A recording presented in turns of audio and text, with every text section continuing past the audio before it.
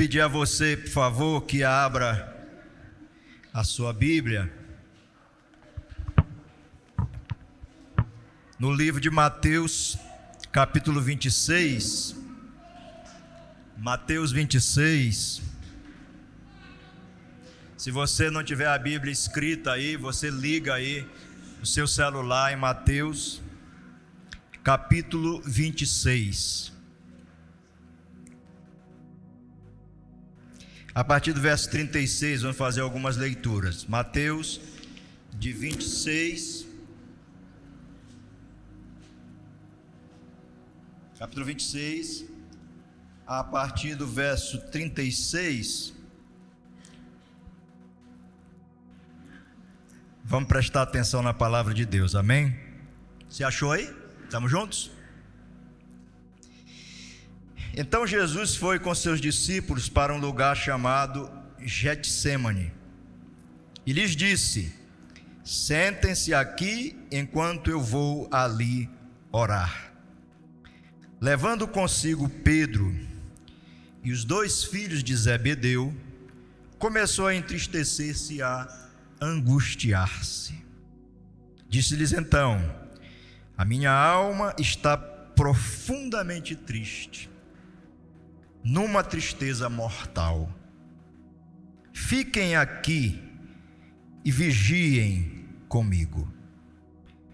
Indo um pouco mais adiante, prostrou-se com o rosto em terra e orou: meu Pai, se for possível, afasta de mim esse cálice.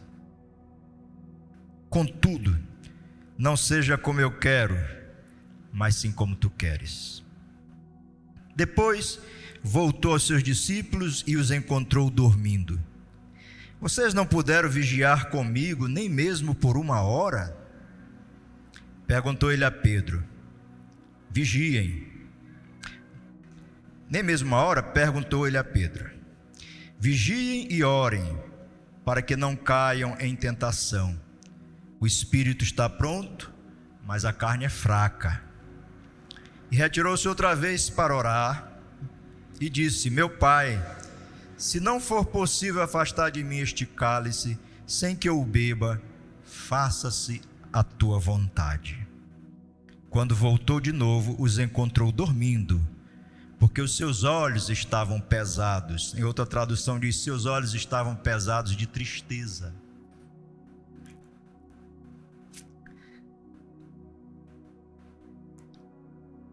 Então os deixou novamente e orou pela terceira vez, dizendo as mesmas palavras.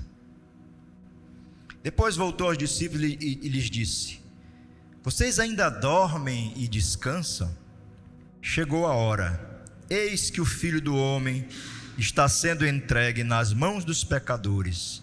Levantem-se e vamos. Aí vem o que me trai. Pai, fala conosco. Senhor, a tua palavra é viva. O teu Espírito é o único que sabe revelar e aplicar a palavra apropriadamente. Usa-nos nas nossas fraquezas, que possamos ser canais do Espírito, em nome de Jesus Cristo. Amém. Amados, eu quero meditar hoje sobre o tema vigiai e orai. Diga para o seu vizinho aí: vigia e ora. Vigiai e orai. Vigia e ora. Amém? Irmãos, é interessante, para começar a nossa introdução aqui, que frequentemente, Jesus usa essa expressão. Só um minutinho aqui. Jesus usa essa expressão vigiai e orai juntas. É bem comum ele usar as duas coisas: vigiar e orar. Neste caso aqui, a situação é a seguinte: o foco principal aqui, ainda que o foco era Jesus ir para o Getsêmani, Jesus começar todo o seu calvário aí, né? E bem aí começa toda essa sucessão de eventos drásticos, terríveis, que Jesus sofreu, né? Ali quando Judas chega com a turba de soldados romanos e tudo, e leva, e alguns das seitas dos fariseus, dos escribas, dos saduceus. Mas aqui, a primeira coisa que eu queria que você prestasse atenção é que Jesus pega os discípulos e leva lá para o Getsêmani. Daí ele separa 3, ele leva 3 com ele, mais para cima, talvez indo para um lugar mais secreto, que era Pedro, Tiago e João. Eles foram as testemunhas mais próximas dessa oração angustiosa, angustiante de Jesus. E Jesus diz a palavra do Senhor aqui, diz assim, verso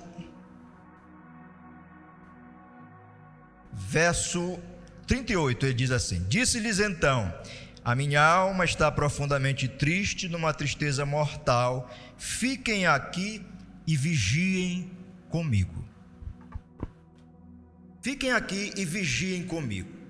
E logo depois diz o texto, veja aí, verso 39, indo um pouco mais adiante, prostrou-se com o rosto em terra. Verso 39. Então aqui havia uma expectativa de Jesus, em um momento difícil que ele estava vivendo, o momento mais difícil da sua história, da sua vida foi esse. Ele disse que ele estava numa angústia mortal. Eu imagino que Jesus estava lutando contra a própria morte ali, lutando contra a certeza de que daqui a pouco ele iria ser morto, e ele saberia como ele ia ser morto. E ele abre o seu coração para os discípulos, especialmente para Pedro, Tiago e João. E ele diz: olha, eu estou mal, eu não estou bem, eu estou angustiado, e minha angústia é mortal, é grande. Por favor, vigiem comigo aqui. E ele saiu um pouquinho mais para frente para orar. Era de noite. Se Jesus queria que eles vigiassem, é porque Jesus queria que eles se mantivessem o quê? Acordado. É assim ou não é? O vigiar naquela hora é manter-se acordado, e a expectativa certamente de Jesus é em oração por Jesus. Amém? Então ele diz: vigiem aqui comigo. Eu vou ali, eu estou ali, eu tenho uma batalha só minha e do Pai. Eu vou ali. Talvez, imaginemos, talvez o diabo estivesse ao redor também, e Jesus ia travar outra batalha com o inimigo. E ele se joga, a Bíblia diz que ele chega a pôr o rosto em terra, de tanta humilhação, quebrantamento, dependência total de Deus naquela hora. E ele começa a reagir. A Bíblia diz em outro texto, em Lucas, que ele começa, e João também fala, a ter suor de sangue. Tanta era a angústia, tanta era a perturbação que Jesus teve que enfrentar. Sabe-se lá quantas hostes demoníacas estavam ali naquele momento. Ali estava também o eu de Jesus, a sua vontade, o sentido de sobrevivência que é natural de um ser humano. Jesus certamente deve ter pensado na sobrevivência. Chegou ao ponto de dizer: olha, se possível, passe esse cálice de mim. Se possível, passe esse cálice. E a palavra de Deus diz que Jesus volta e encontra os discípulos dormindo. Estavam vigiando? Não. Estavam orando? dormiram. O que é lindo em Jesus é que Jesus é muito diferente de nós. Nós precisamos mesmo ir para a cruz e sermos quebrantados pelo Senhor. Porque Jesus não ficou acusando eles. Vocês são covardes, vocês me traíram, vocês me deixam. Não foi assim a aproximação de Jesus, foi diferente. Ele volta e diz: olha, vocês ainda não estão vigiando, vigiem. Volta de novo para orar. Faz assim 3 vezes. Na segunda vez ele volta, estão dormindo. Ele diz: vocês não conseguiram vigiar nem 1 hora.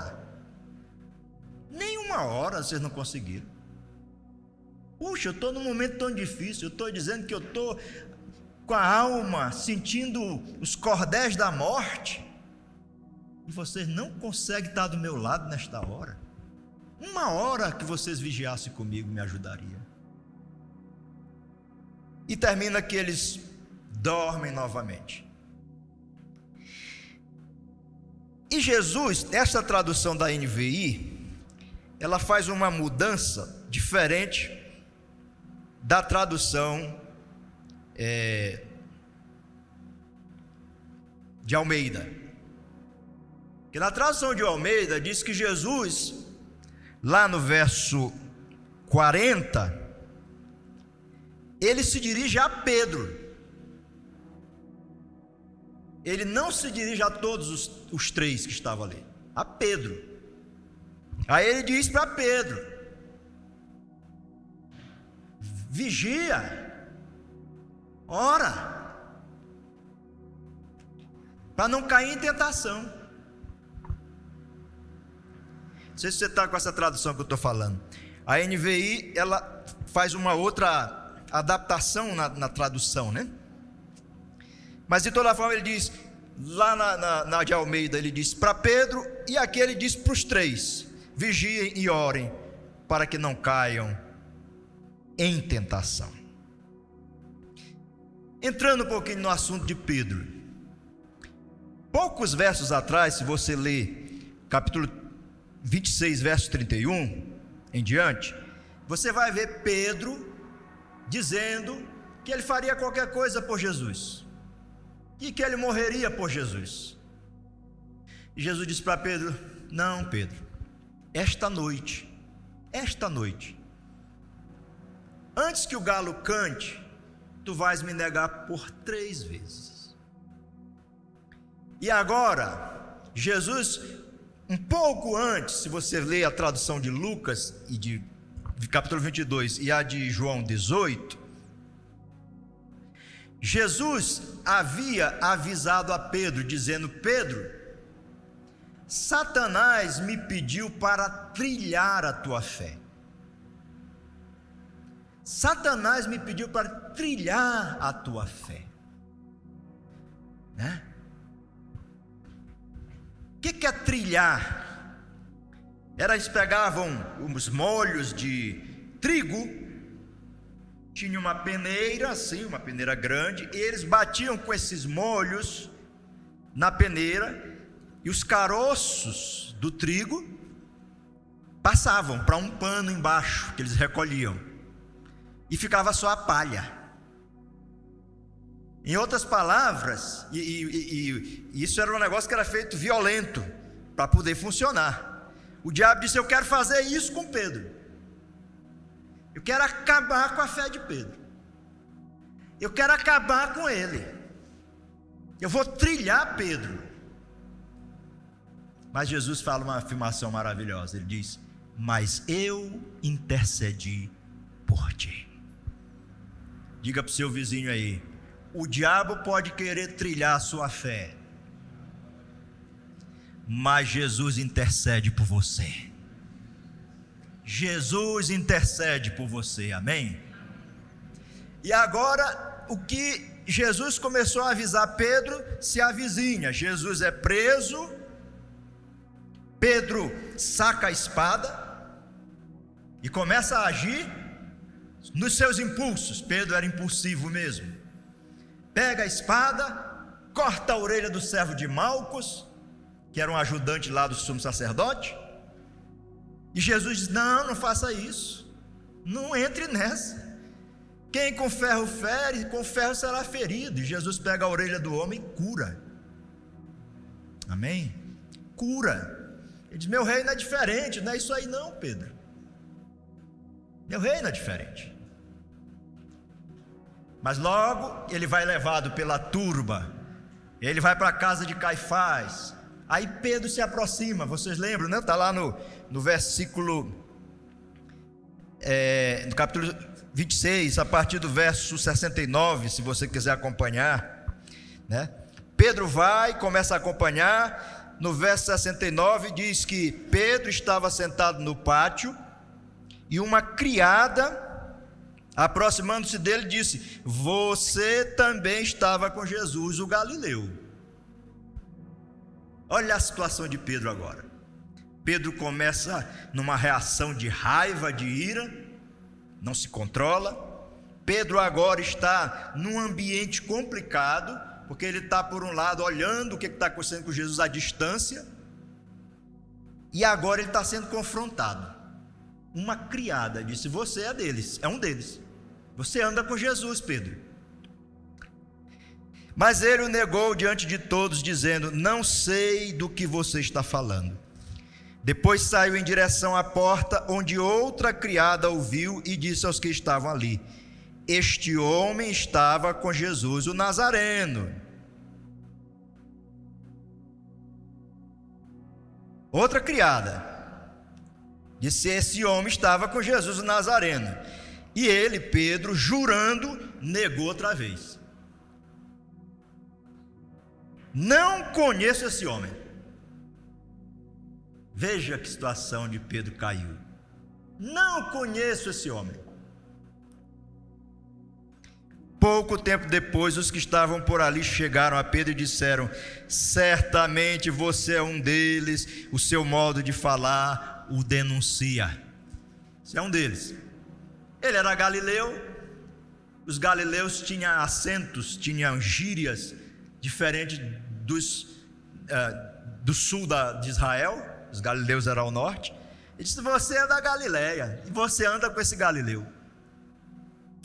E a palavra de Deus diz assim: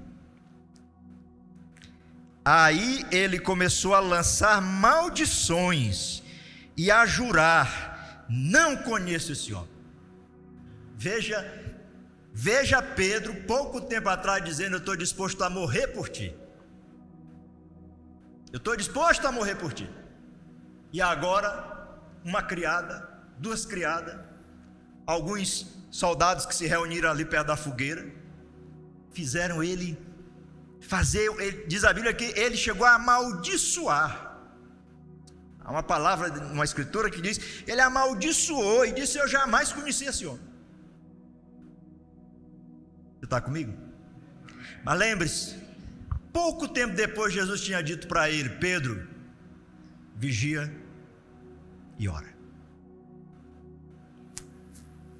Jesus avisou, Jesus alertou, Jesus mostrou o perigo. Jesus disse: Pedro, vigia e ora. Amém? Então nós vemos aqui duas lições para chegarmos, e eu quero aplicar algumas coisas para nós. A primeira: Jesus precisava de amigos para vigiarem com ele aquela noite e para orarem com ele aquela noite. Sim ou não? Era isso que Jesus queria. Jesus estava precisando disso.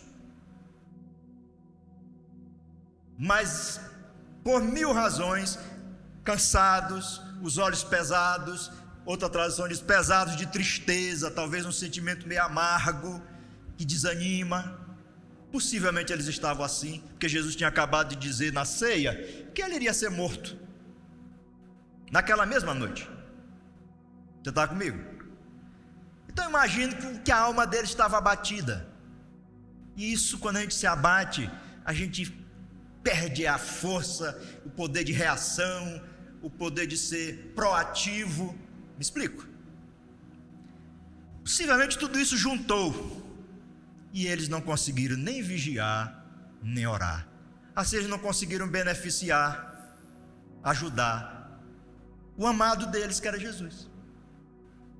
Eles amavam Jesus, sim ou não? Mas quando Jesus precisou deles, eles não conseguiram ajudar, porque eles não conseguiram vigiar nem orar.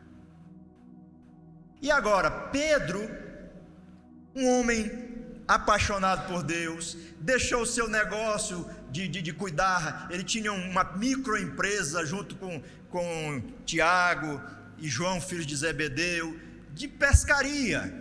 Era uma microempresa que eles pescavam, viviam daquilo, saíam para o mar, chegavam, pagavam seus impostos. Era uma microempresa, eles eram microempresários. Era. E o negócio deles era peixe, né? Esse homem largou tudo para seguir Jesus, gente. Será que ele não amava Jesus? Amava. Será que ele não queria crescer com Jesus? Pedro era casado. Não sei se nessa época já tinha filhos, não sabemos, mas era casado.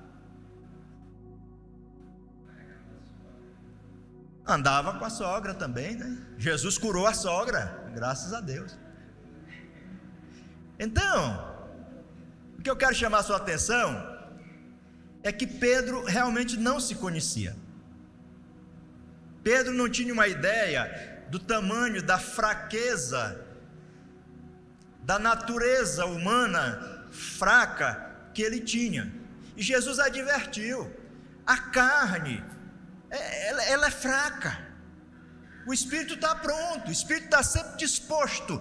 O seu espírito está sempre disposto a conectar com o Espírito de Deus.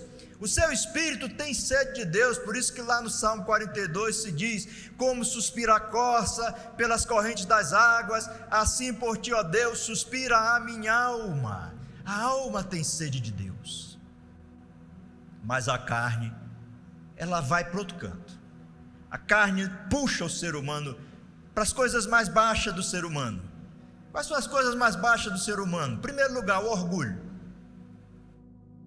O maior pecado do ser humano é a incredulidade, Jesus disse. Esse é o grande pecado, não crer em Jesus. Mas o homem não crê em Jesus primeiro por causa do seu orgulho. A natureza humana é feita de orgulho. Eu e você somos um poço de orgulho. Se esse orgulho está sendo tratado ou não por Deus é outra história, mas essa é a sua natureza e a minha. Esse sou eu, orgulhoso. E o orgulho se manifesta de formas sutis. Quer ver uma forma de orgulho sutil? Tem gente que é muito boa para dar, mas é péssimo para receber. Você já viu isso? Já viu? Não consegue receber com alegria. É bom para dar, mas o orgulho na hora de receber. Eu já vi isso em muito lugar. É simples, né? Nosso orgulho. A outra coisa da natureza de Pedro, minha e sua, a vaidade. Como diz lá em Eclesiastes, vaidade de vaidade, tudo é vaidade. O ser humano é vaidade. Nós nos entregamos facilmente à vaidade. Nós somos falhos, irmão. Nós somos vaidosos. É da natureza. E a gente precisa vigiar essas coisas, porque essas coisas estão dentro de mim. O orgulho, a vaidade. Quer ver outra coisa que está dentro? E o orgulho e a vaidade, eles são interessantes, porque eles têm o poder de nos enganar. Você começa a achar, eu começo a achar que eu sou algo que eu não sou. Você começa a olhar para si e achar que você é algo que você não é. O orgulho, a vaidade, eles nos pegam assim facilmente de traição, e a gente se atrapalha na vida por causa disso. Quer ver outro tipo de orgulho que ocorre com você e comigo? Corre demais. Não gostar de receber conselhos. Demais. Não gostar que alguém da atitude correta, né? Tem gente que os conselhos é que nem a voz do diabo no coração do outro. Não é conselho, é acusação, né? Isso aí, desse aí a gente tem que correr que nem o diabo corre da cruz. Mas conselho de quem tem maturidade, de quem tem história, de quem tem vida com Deus. É muito fácil nós esquecermos dessas coisas e não querermos, por nossa vaidade, nosso orgulho. Tem coisas que nós passamos na vida porque essas coisas começam a controlar a nossa vida e a gente não se apercebe. Jeremias diz: o coração do homem é profundamente corrupto, quem o entenderá? Você é homem? Você é ser humano? Esse é o seu coração. Por que eu estou dizendo essas coisas? Porque essas coisas são as coisas que nos jogam para baixo. Essas coisas e os seus desdobramentos é que destrói nossa vida. Essas coisas e os seus desdobramentos é que destrói nossos casamentos. Essas coisas e os seus desdobramentos é que destrói nossas relações com filhos, com pais, com irmãos. Esses dias lá no zap lá de casa eu digo da minha família, o pau quebrou. Por causa da política, né? Aí sai um ferido para cá, outro ferido para lá. Você está comigo? Um chateado. Aí um sai dessa discussão e aponta um erro do outro. Você não tem caráter cristão. E a gente começa a entrar na vaidade, no orgulho, nesses enganos do coração, que não leva a lugar nenhum. Não leva ninguém a lugar nenhum. Então, meus irmãos, a ordem do Senhor é que nós vigiemos e oremos. Vamos ir concluindo isso aqui. Pedro, em 1 Pedro 5, 8, 9, diz assim: estejam alertas e vigiem. O diabo, o inimigo de vocês, anda ao redor como um leão, rugindo e procurando a quem possa devorar. Resistam-lhe, permanecendo firmes na fé, sabendo que os irmãos que vocês têm em todo o mundo estão passando pelos mesmos sofrimentos. Estejam alertas. E outra tradução diz: vigiem, vigiai. Olha a vigilância. O diabo, vosso adversário, está ao derredor. Irmãos, a falta de vigilância e de oração nos leva a caminhos que o inimigo traça, que o inimigo planta, a ratoeiras, a arapucas que o inimigo planta, que nos estragam a vida. Se nós não decidirmos que vamos ser homens e mulheres de vigilância, por que vigia? Vigia porque há perigo, sim ou não? Jesus disse: se o pai de família soubesse que horas vem o ladrão, o que ele ia fazer? Ele ia estar lá preparado para, né? Mas se você não sabe, você tem que vigiar. E essa palavra vigiar, Jesus repete ela várias vezes nos evangelhos e no Apocalipse, ligando com a expectativa da sua vinda. Toda vez que você vê Mateus 24, todos os sermões sobre o fim dos tempos que Jesus fala, é seguido pela palavra vigiai. Por que vigiar? Porque certamente há a tentação de eu me afastar do caminho, de eu me afastar do propósito, do meu coração se corromper. Eu preciso vigiar. Eu preciso vigiar meus passos. Eu preciso vigiar minha boca. Eu preciso vigiar meus ouvidos. Eu preciso vigiar meu coração. Eu preciso vigiar quem são meus amigos. Eu preciso vigiar quem é que me aconselha na vida. Eu preciso vigiar o que eu estou fazendo, se eu estou agindo de um modo prudente ou imprudente. A Bíblia diz que a sabedoria anda junto com a prudência. Quantos de nós somos imprudentes? Quantos de nós somos nécios? Nécios! Fazemos coisas idiotas, porque não vigiamos a nossa vaidade, o nosso orgulho, os nossos olhos, os nossos ouvidos e o nosso coração. Salomão diz: de tudo que se deve guardar, guarda o quê? Guarda o quê? Diga para o seu vizinho: guarde o seu coração. Guarde o seu coração. Vigia ele, porque ele é enganoso. Sim ou não? É numa vacilada dessa que nós nos atrapalhamos na vida. Uma só, não precisa muita coisa. Então, vigiemos todos os nossos sentidos, vigiemos o nosso coração, pois dele procede a fonte de vida. E a segunda parte que Jesus insiste é: orai. Irmãos, este ano você vai precisar orar mais do que no ano passado. Se você acha que estava difícil, você vai dizer: poxa, o pastor só joga profecia ruim. Não, pior vai ficar. Mas o pior vai ficar não é para a sua destruição, é porque quando tudo está nas nuvens, a gente esquece de orar. Quando tudo está muito bonito, a gente vai levando a vida espiritual flauteando, como umas andorinhas, voando para um lado para o outro, desfrutando a beleza daquele tempo bom. Mas quando vem a tempestade, é aí que se descobre o meu caráter e o seu caráter. E é aí que você e eu vamos vigiar e orar, ou não. Quem pode dizer amém? Amém. Se vigiarmos e orarmos, nós sabemos qual é o resultado. Qual é? O resultado é que nós vamos vencer. Se não vigiarmos e não orarmos, qual é o resultado? Fracasso.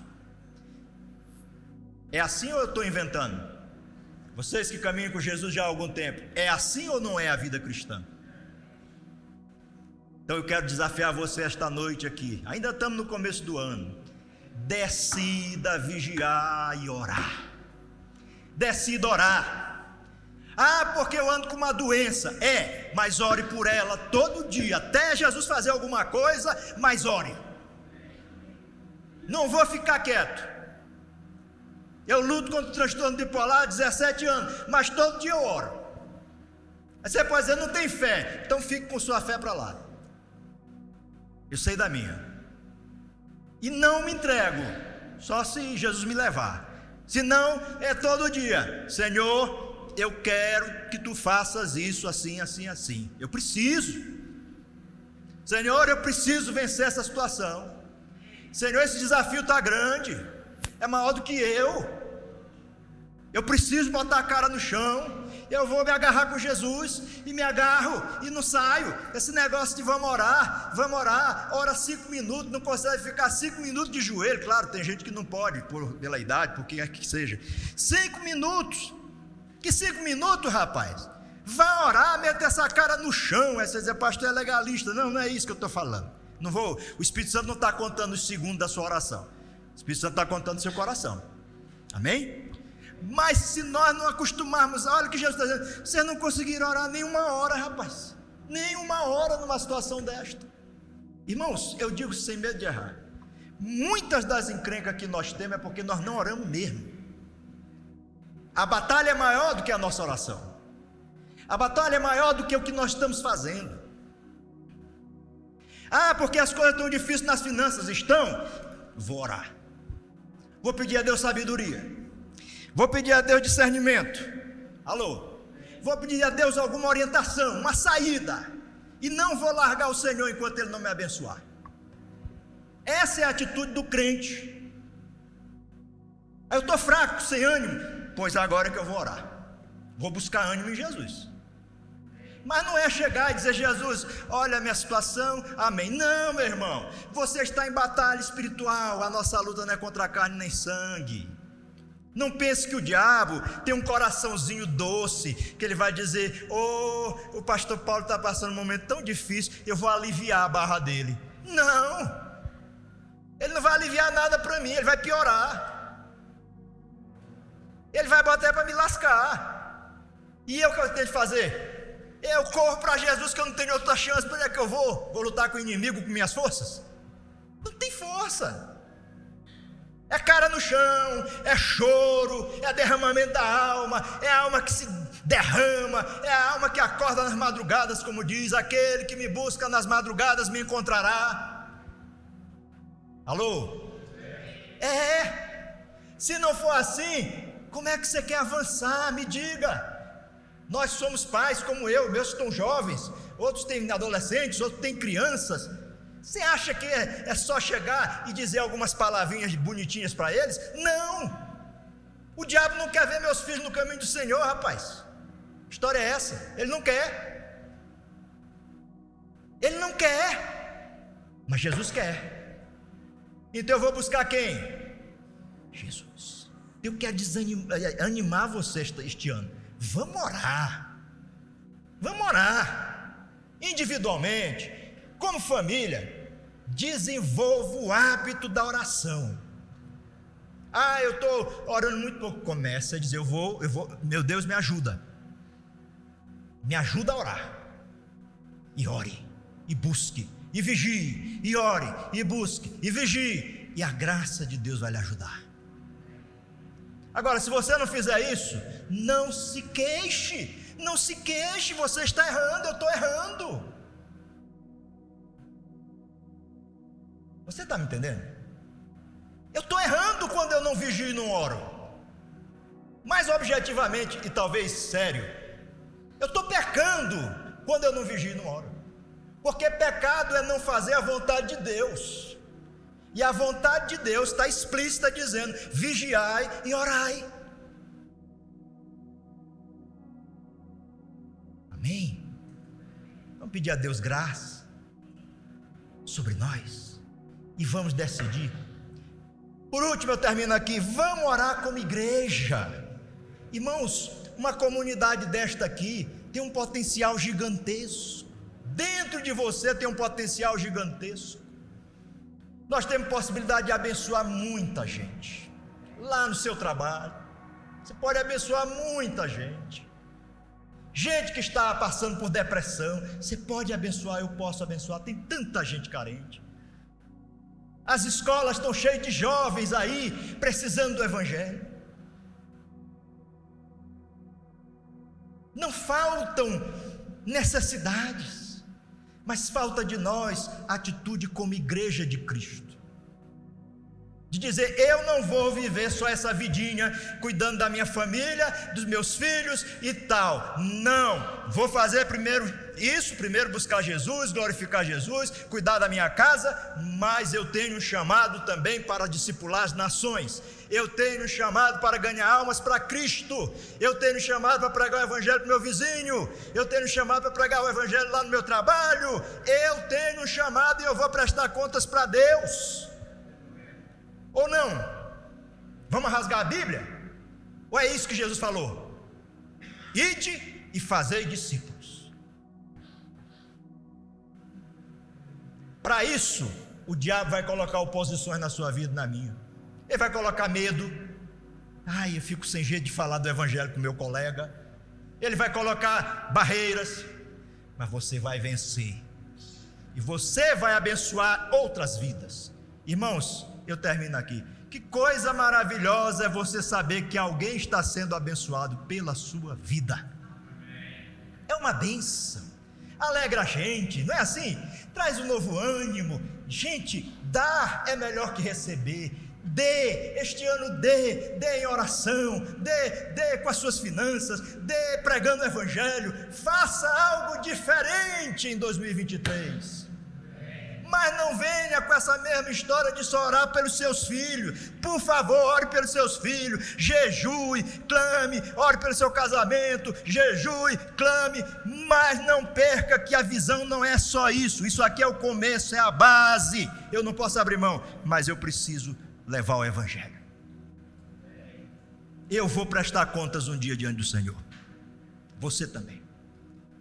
Vigiai e orai. Eu quero terminar este ano vendo lindos testemunhos nossos de que nós decidimos vigiar e orar e o Senhor nos deu vitórias, vitórias grandiosas para a glória do seu nome.